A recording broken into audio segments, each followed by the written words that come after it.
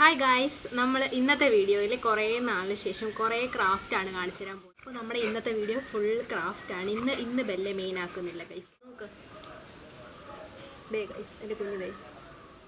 അതിൽ ഫസ്റ്റ് കാണിച്ചു തരാൻ പോകുന്നത് ഒരു കിലോയുടെ കുപ്പിയും പിന്നെ കുറച്ച് ന്യൂസ് പേപ്പറും വെച്ചിട്ട് എങ്ങനെ നമ്മൾ ഒരു അടിപൊളി ഫ്ലവർ വൈസ് ഉണ്ടാക്കുന്നുള്ളതാണ്. ആദ്യം വേണ്ടത് ഒരു കാലിക്കുപ്പിയാണ്. പിന്നെ വേണ്ടത് 2 കാർഡ്ബോർഡിൻ്റെ പീസ്, പിന്നെ കുറച്ച് ന്യൂസ് പേപ്പർ ചുരുട്ടി വയ്ക്കുക. എന്നിട്ട് അതിനകത്ത് നന്നായിട്ട് ഓറഞ്ച് കളറിലെ പെയിൻറ്റ്, ഏതെങ്കിലും പെയിൻറ്റ് അടിച്ച് കൊടുക്കുക.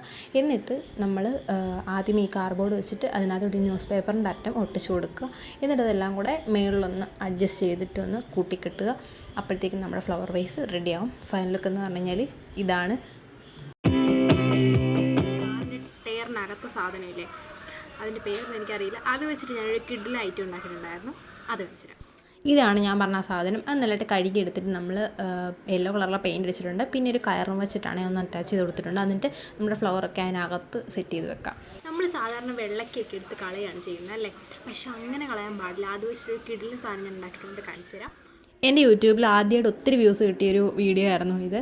ഒരു വെള്ളക്ക വെച്ചിട്ട് നമുക്കൊരു അടിപൊളി ഫ്ലവർ വൈസ് ഉണ്ടാക്കുന്ന സാധനമാണ്. കണ്ണും മൂക്കൊക്കെ വരച്ചു കൊടുത്തിട്ട് അതിനകത്ത് വെള്ളം നിറച്ചിട്ട് ചെടീനകത്താണ് നമ്മൾ വെച്ചത്. ഫൈനലൊക്കെ എന്ന് പറഞ്ഞാൽ ഇതാണ്. നെക്സ്റ്റ് ഐറ്റം എല്ലാവർക്കും അറിയാവുന്നൊരു സാധനമാണ് ഐസ്ക്രീം ബോൾ. കോൺട്രാസ്റ്റ് പെയിൻറ്റ് അടിച്ചിട്ട് അടപ്പ് തിരിച്ച് വെച്ചിട്ട് ഒട്ടിക്കുക. എന്നിട്ട് അതിനകത്ത് വെള്ളം നിറച്ചിട്ട് ചെടി വെക്കാം. ടയറിനകത്തെ സാധനം മാത്രമല്ല, ടയർ വെച്ചിട്ടും ഒരു ക്രാഫ്റ്റ് ഉണ്ടാക്കിയിട്ടുണ്ട് ഞാൻ. അപ്പോൾ അത് ഞാൻ കാണിച്ചു തരാം.